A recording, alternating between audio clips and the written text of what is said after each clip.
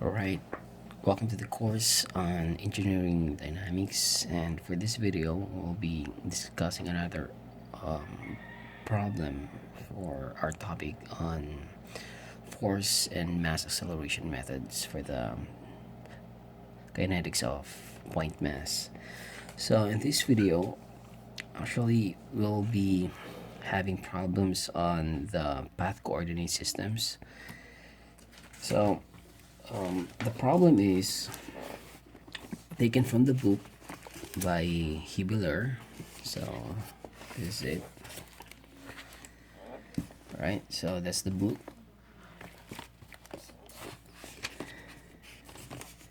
Okay, so it's taken from example number 13.6.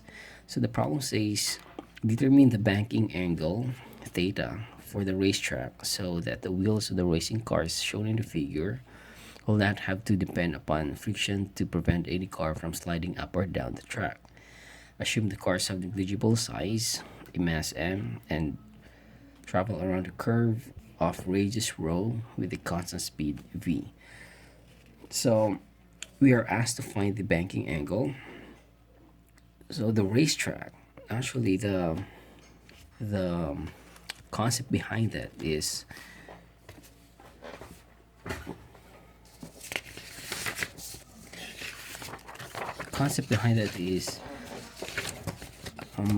it's actually the design of pavements or roads. So let's let's see the section of the road. So for example, let's check the plan view for now.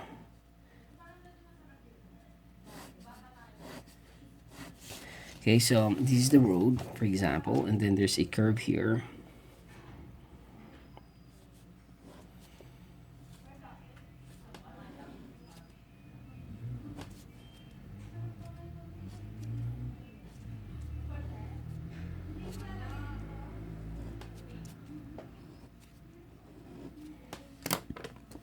Alright, so if you change the direction, then we are having a curve here, and this curve is it's a circular curve. So therefore, for example, this is the center line.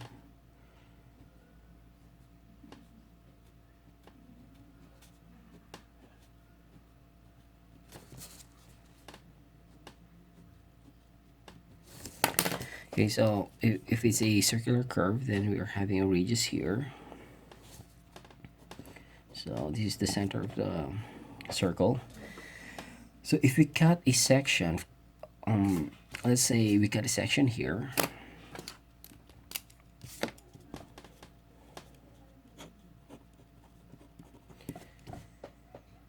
So what we see here is the road is just flat, right? Or maybe just some percent for some small percentage of slope here for the drainage. But the point here is, if you are going under the curve or along the curve, so let's say this is section A, this is section B. So this is the section of the road, but then if you're going here on the curve, it's something like this.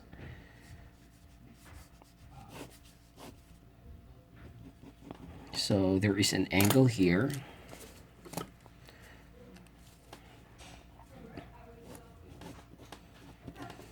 All right, there's an angle here.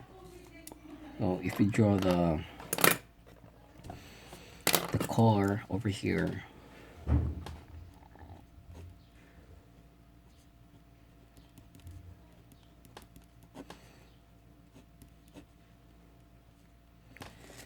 alright, so that's it, that's the car.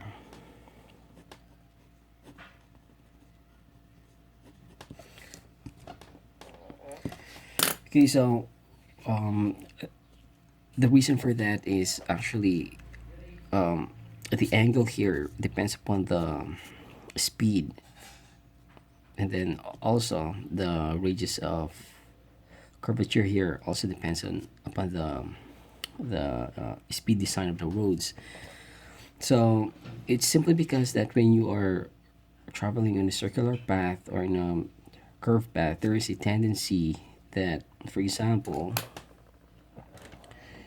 this is your car. Okay, so this is your car is traveling here, and then when it goes on this curved path, then actually there is a tendency for him uh, to slide upward. So if you're looking at this figure, so the tendency of this car is to slip upward here. So that's the reason why they are making this banking angle. And also one factor also is the drainage. So it depends what they're if the drainage angle is greater than the required angle based on speed, then what follows is the drainage angle. Okay, so that's the reason. Also, if you try to look at, for example, this, let's have a 90 degree turn.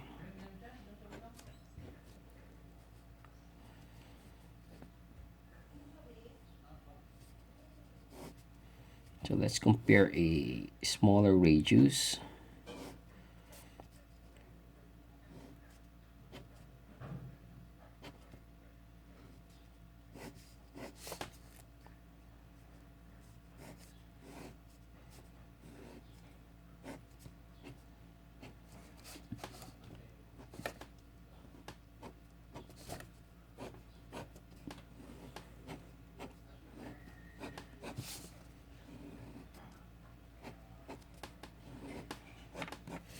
Okay, so let's take three cases for the road curves.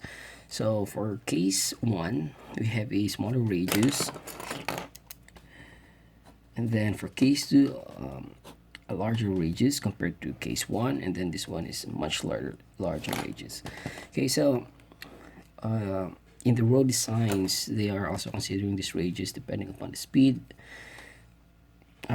Simply because it's actually much safer if you have this larger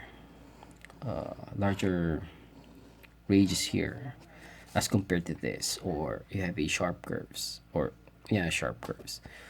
So that's the background of our problem today. Okay, so let's go back to the problem.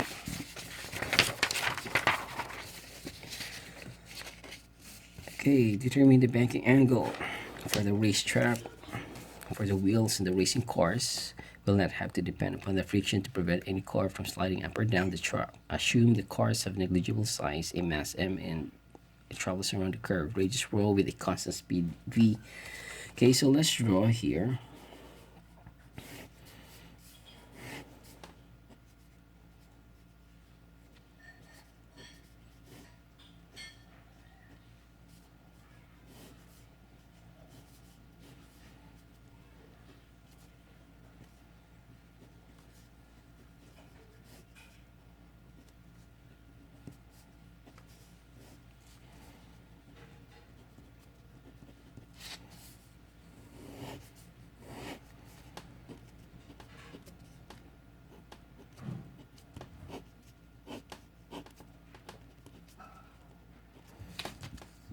All right. So if we try to look at this is the angle, and then let's say we have this two axes here,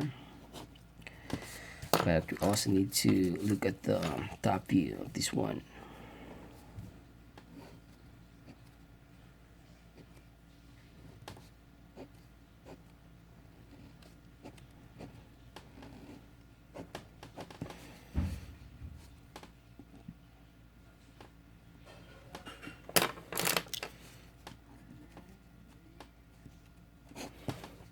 Alright, so this is our row, our radius row.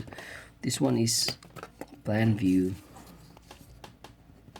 and then this one is section view. Okay, so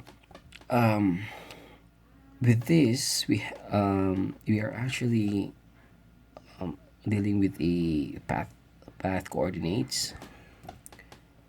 So if we try to make the coordinates here, this one is the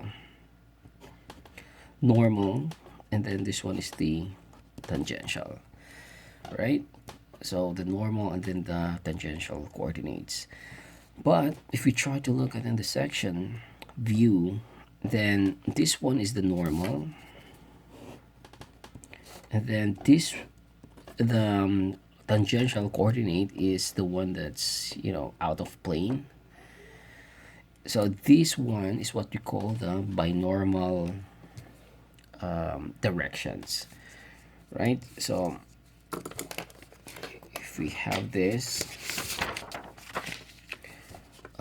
for example, we have a three-dimension curve, so x, y, and z. So these are path,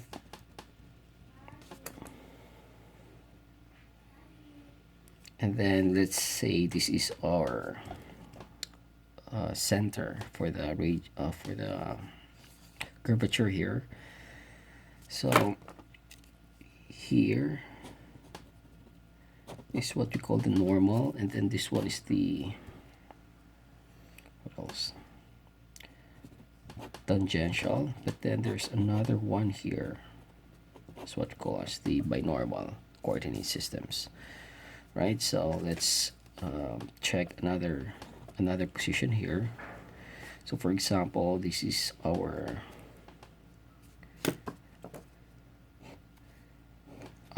region, our center.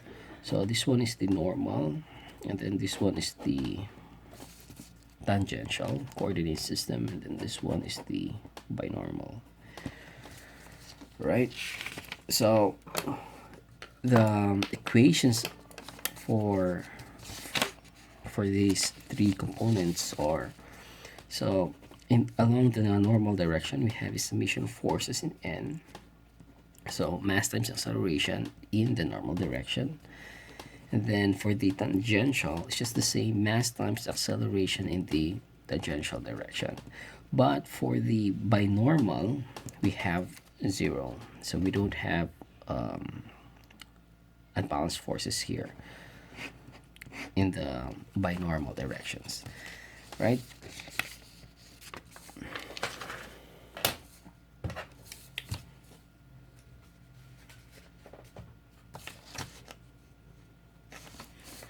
All right, so let's draw the free body diagram.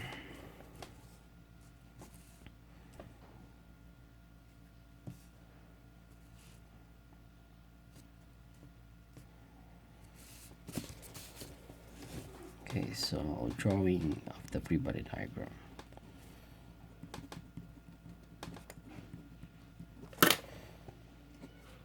All right, so let's just draw a box. Or yeah, we can make it like a car.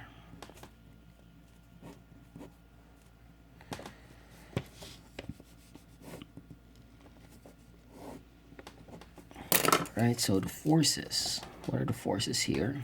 We have the weight of the car, and then we also have this normal force,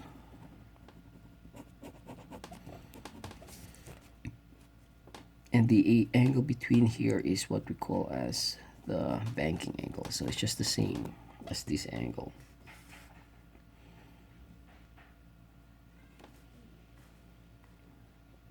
All right.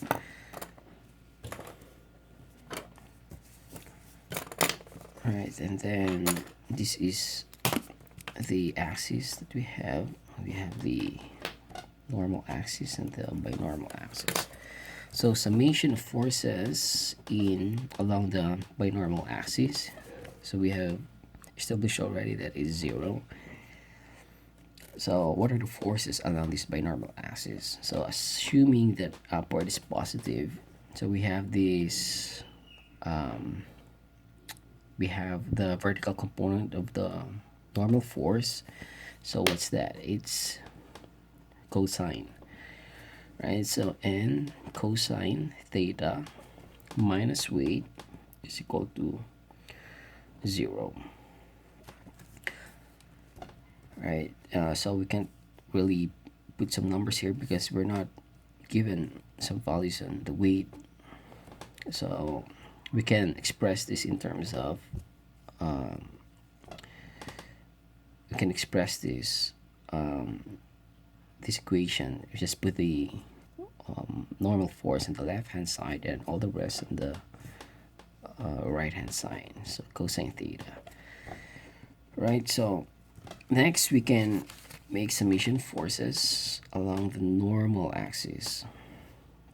So assuming that to the right is positive, so the summation of forces is m times a sub n. Now what is a sub n? That's a sub n is equal to v squared all over rho. So what is v squared, right? We don't have the value here for now, so let's just put it that way. So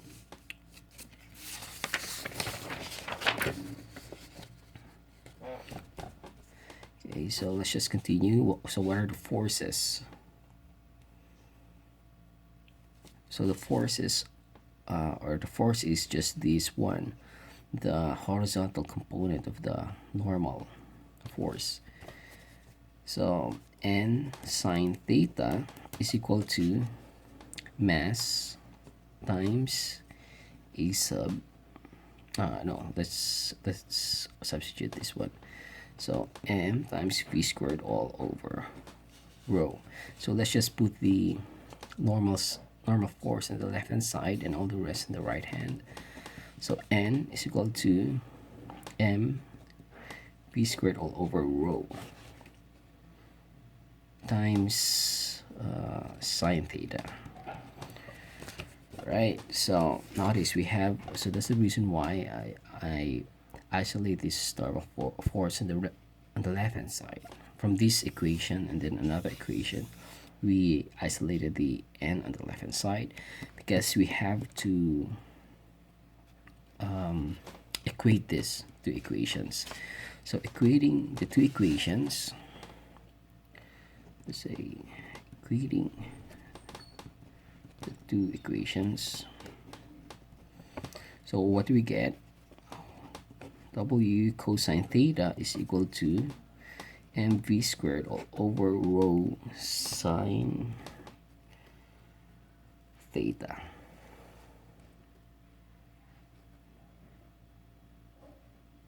All right, so we're actually trying to solve the theta here.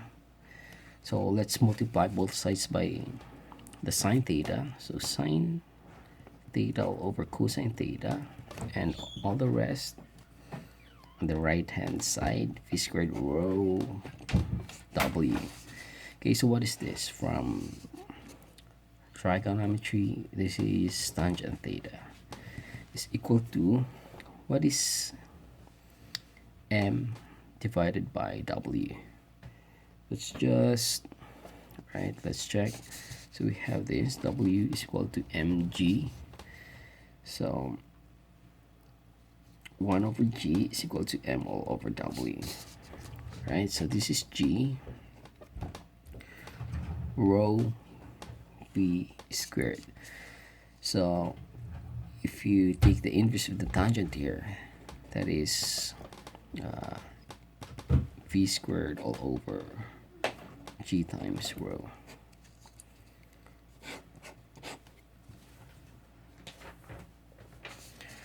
All right, so the banking angle is actually, so from this equation we can see that the banking angle is affected by the velocity and the radius of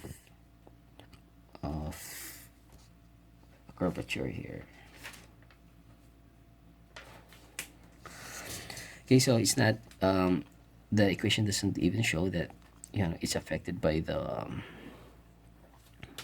by the mass of the vehicles here, right? So that's why, as I mentioned earlier,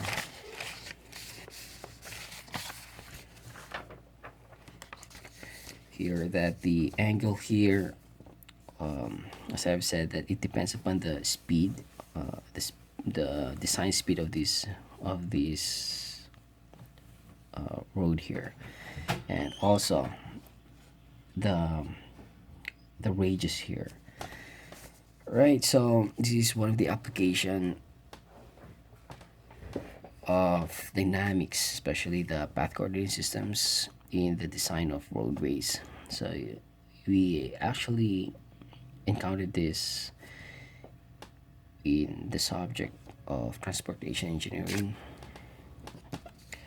Right, so in the next video, we'll move on to the topic of energy methods for the kinetics of a point mass. Right, so see you in the next video.